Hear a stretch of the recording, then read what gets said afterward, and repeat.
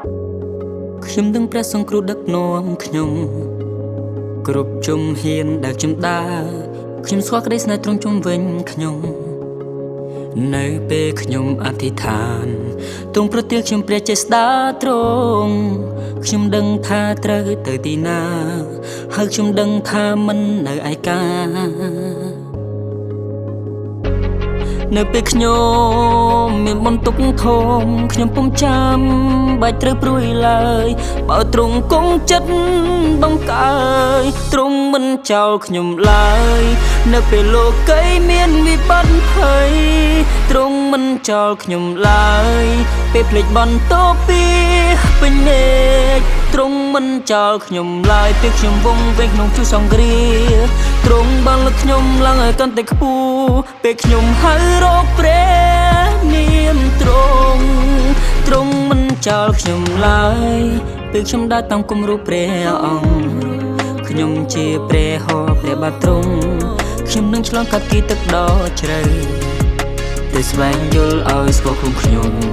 ទ្រង់ប្រទានខ្ញុំព្រះចេស្តាទ្រង់ខ្ញុំដឹងថាត្រូវទៅទីណាហើយខ្ញុំដឹងថាមិននៅឯកាទ្រង់មិនចោលខ្ញុំឡើយនៅពេលលោកីមានវិបត្តិភ័យទ្រង់មិនចោលខ្ញុំឡើយពេលភ្លេចបន្ទោពីពេញមេឃទ្រង់នឹងមិនចោលខ្ញុំឡើយពេលខ្ញុំវង្វេងក្នុងជួរសង្គ្រា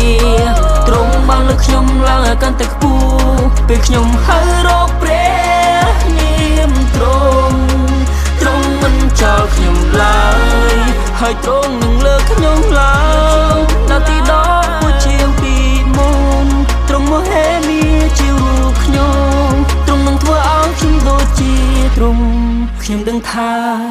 ពេលខ្ញុំដួលចោលខ្ញុំពុំចាំបាច់ត្រូវព្រួយឡើយបើទ្រង់គង់ចិត្ត